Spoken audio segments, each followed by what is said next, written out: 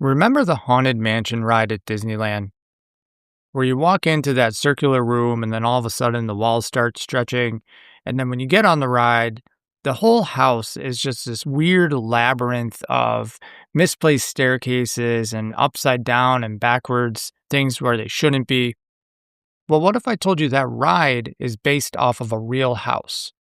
A house that was continuously under construction for 38 years, purposely built in the most confusing, unorthodox way you could imagine. And the reason behind it is more than just an eccentric owner.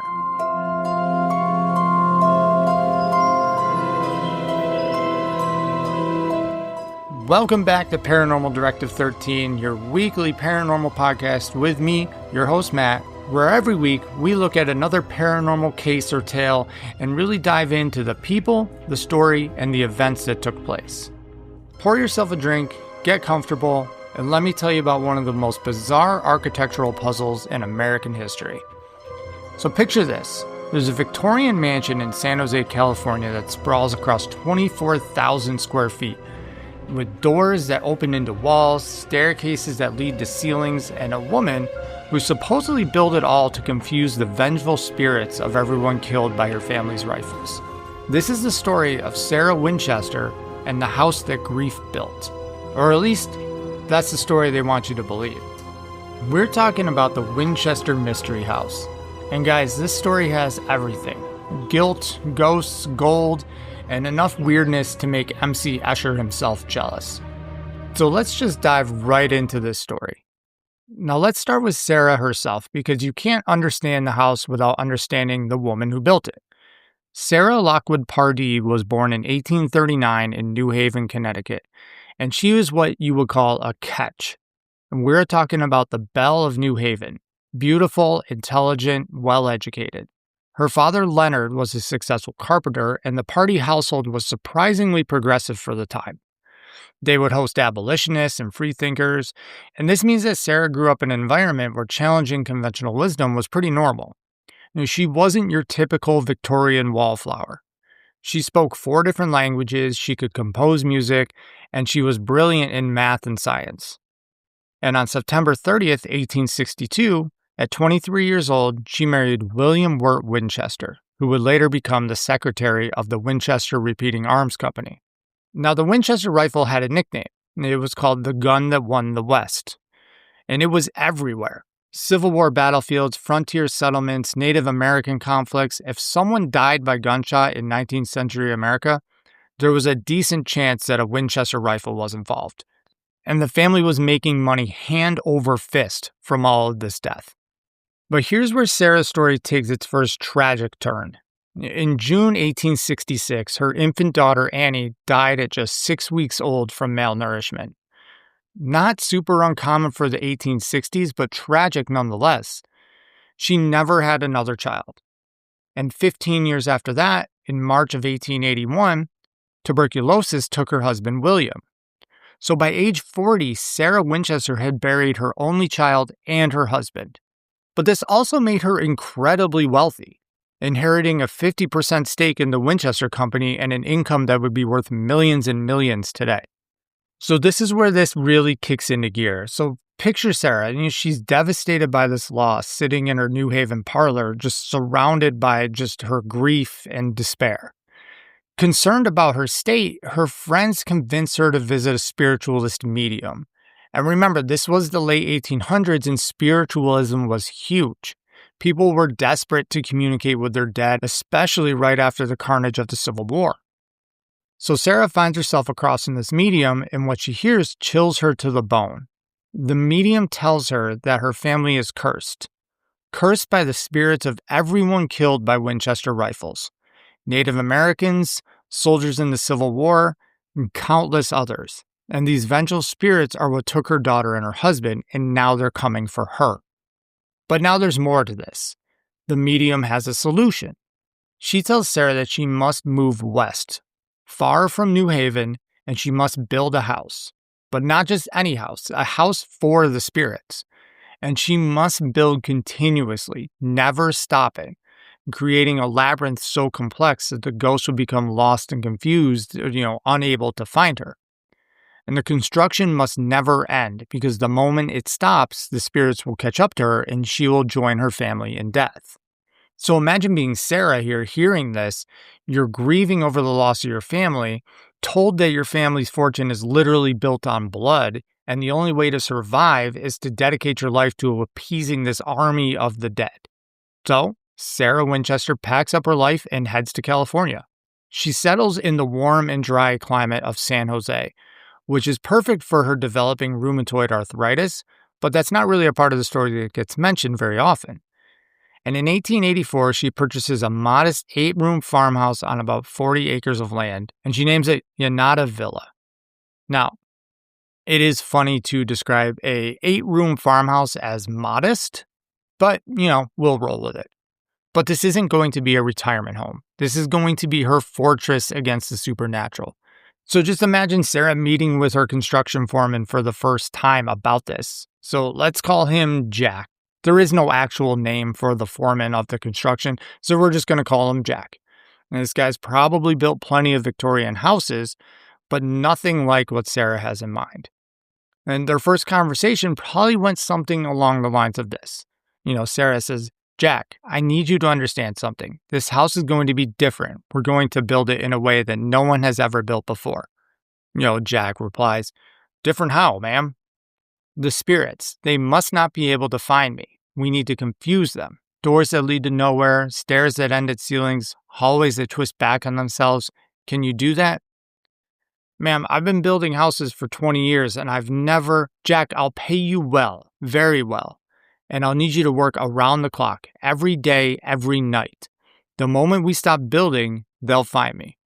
And so began one of the most bizarre construction projects in American history. For the next 36 years until Sarah's death in 1922, construction at Yanata Villa never stopped. Day and night, the sound of hammers and saws echoed across the property. Sarah would meet with her foreman every morning, sketching out new additions, new rooms, new ways to confuse the spirits. So picture yourself walking through this construction site in, 1895. You see workers building staircases that lead directly into ceilings. And when a confused carpenter asks why, Sarah's response would be something like, the spirits will follow the stairs, expecting to reach the next floor. And when they hit the ceiling, they'll be trapped, giving me time to escape.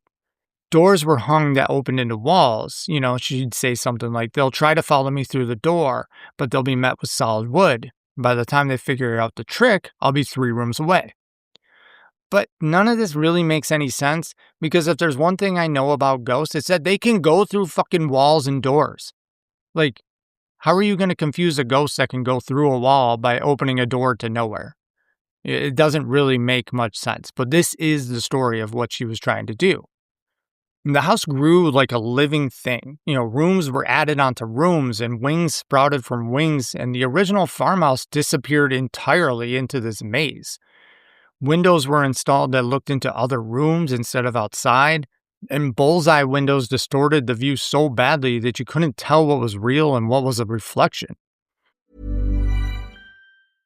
We all prefer things a certain way, like groceries. If you want groceries just how you like them, you gotta try Instacart. They have a new preference picker that lets you pick how ripe or unripe you want your bananas. Shoppers can see your preferences up front, helping guide their choices. Because when it comes to groceries, the details matter. Instacart. Get groceries just how you like.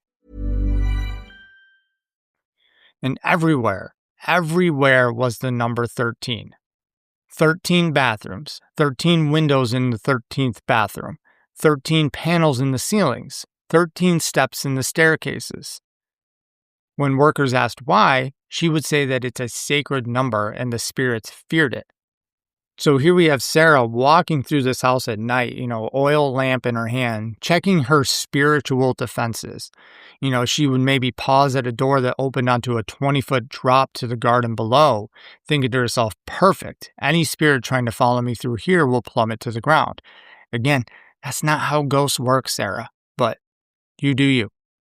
And at the heart of the house was Sarah's most secret space. It was the Seance Room. And this wasn't just any room, it was her direct line to the spirit world. The legend describes it as having 1 entrance but 3 exits, with doors that only opened from one side. and she would enter alone each night at the stroke of midnight, dressed in blue robes, and communicate with the spirits. And there's one room in particular, she had a grand ballroom in the house. And this was a beautifully decorated ballroom. But the thing about it is she never threw a party. This room was designed for the spirits who were there to have their own ghostly parties in the ballroom. Not for people, not for her, but a specific ballroom that she built for the spirits. Now, this brings us to 1906, and the San Francisco earthquake was a turning point for the house. Now, the house was built with a floating foundation, which was pretty advanced and rare for the time, but it still didn't protect the house entirely from the massive earthquake. It toppled over the house's 7-story tower and damaged a lot of the building. And Sarah herself was trapped in what's called the Daisy bedroom and had to be dug out by her workers. But this is where it gets interesting. Instead of viewing the earthquake as a natural disaster, she interpreted it as the spirit's wrath. And she had the damaged section sealed off completely, forbidding anyone from entering. The rubble was cleared away, but she never rebuilt it. And from that day forward, construction was limited to just 4 stories. She thought that maybe they built too high. Something was wrong with the way they built, and the spirits didn't like it, so they triggered the earthquake to destroy this part of the house.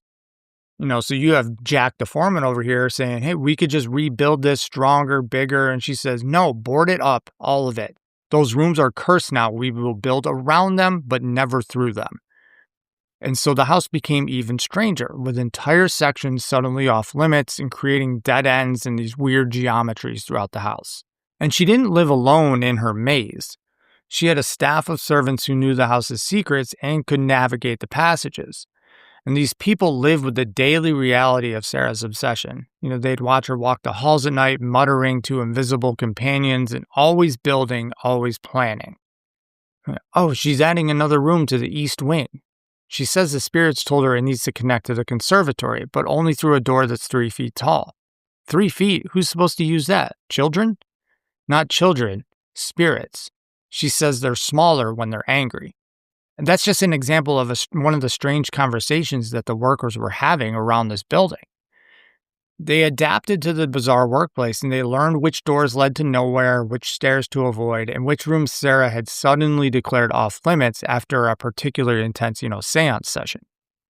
And every night Sarah would make her rounds. She would check the doors that led to nowhere, making sure they were properly sealed, and she would count the steps on the 13-step staircases, making sure no spirit had added or removed one. She'd peer through the windows that looked into other rooms, watching for movement that shouldn't be there.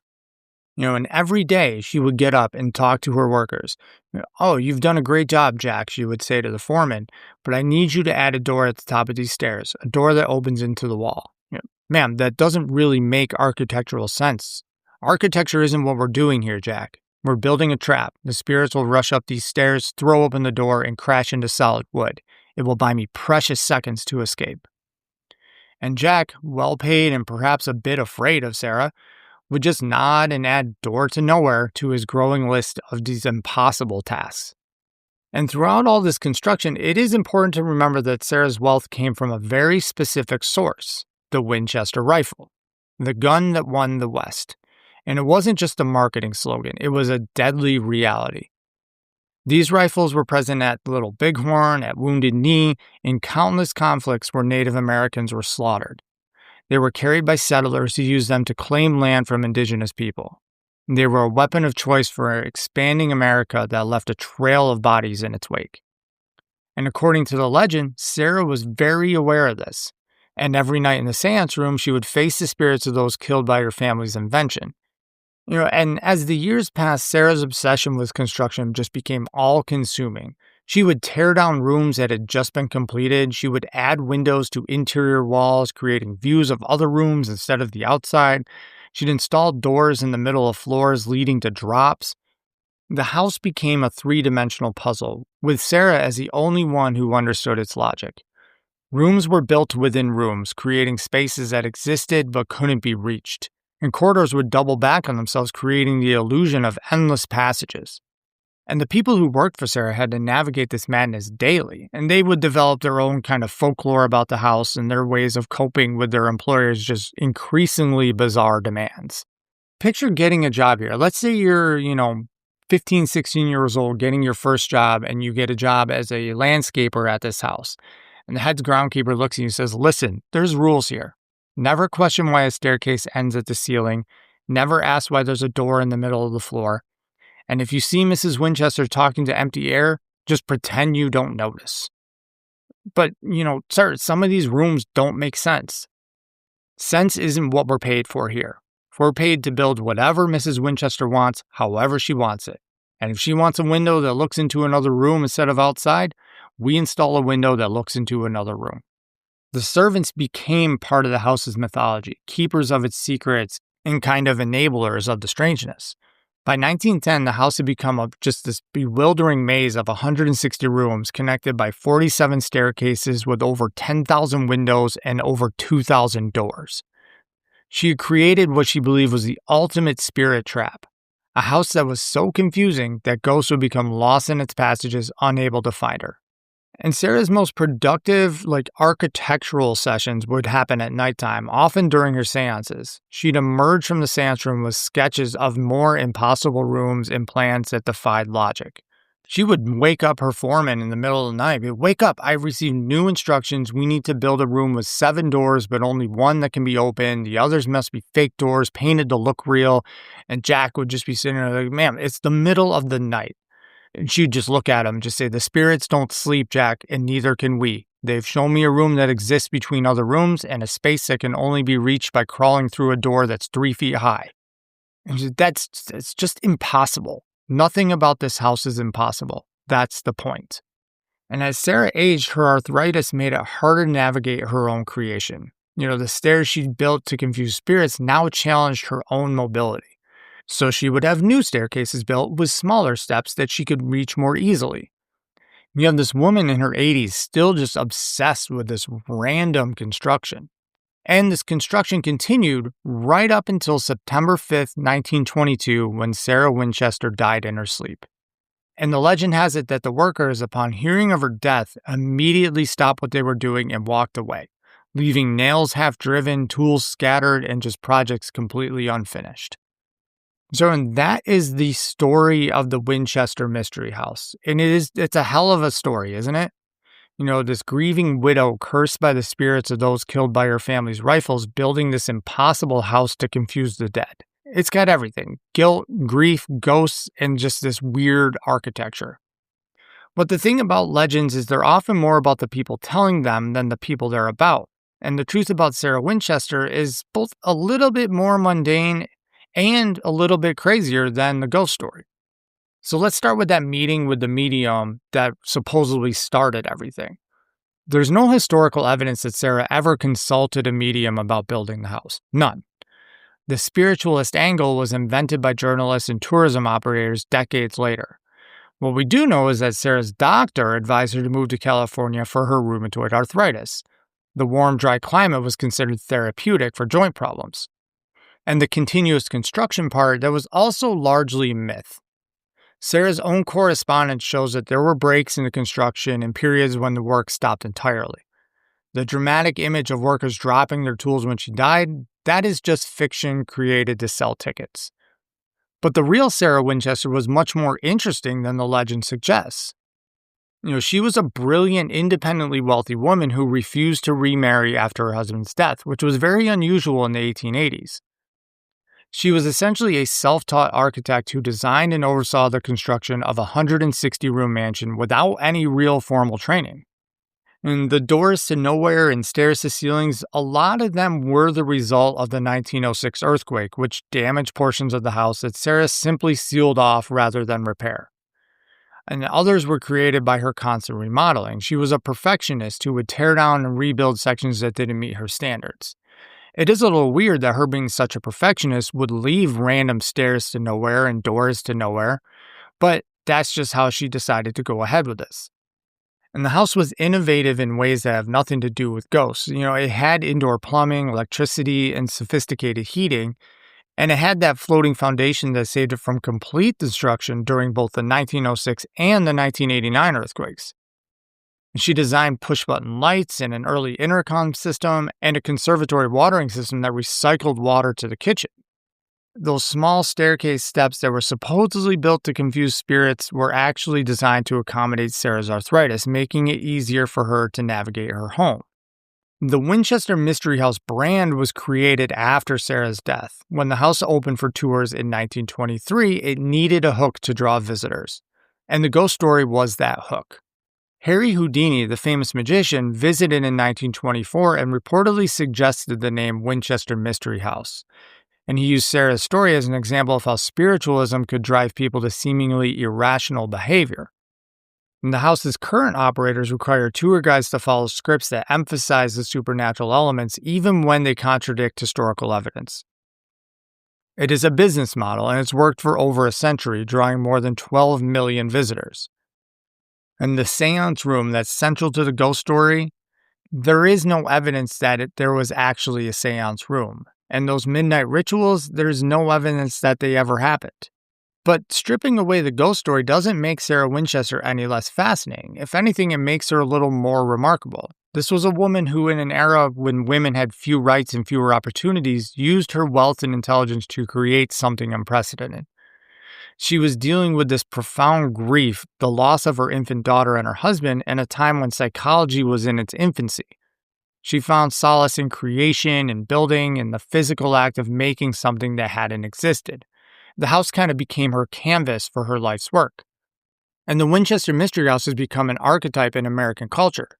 It inspired Disney's Haunted Mansion, countless horror films, and hundreds of books. And the 2018 movie Winchester, starring Helen Mirren, brought the legend to a new generation, even though it took significant liberties with the historical record. The house kind of represents something deeper in the American psyche, which is our complicated relationship with wealth, especially wealth built on violence. The Winchester rifle was indeed the gun that won the West, and that winning involved the systematic displacement and murder of Native Americans. And the ghost story allows us to acknowledge that violence while keeping it safely in the realm of supernatural. By focusing on Sarah's supposed guilt and the spirits of the victims, we can feel that the moral debt has been acknowledged without actually confronting the historical reality of westward expansion and genocide. Modern historians have begun to kind of reclaim Sarah Winchester's story, presenting her as a complex, intelligent woman rather than a grief-stricken eccentric. And she was a pioneer in many ways, an independent woman who refused to conform to society's expectations, and an innovative architect who created something truly unique. She was a businesswoman who provided steady employment for construction workers for nearly 4 decades. And the house she built is remarkable even without the ghost story. It's a testament to what one person can create when they have the resources, vision, and determination to build something that's never been built before. But adding to the ghost story angle of the story, there are some weird things that have recently come to surface at the house. Just recently in 2016, a room that had been sealed since 1922 was opened and revealed a perfectly preserved Victorian sitting room.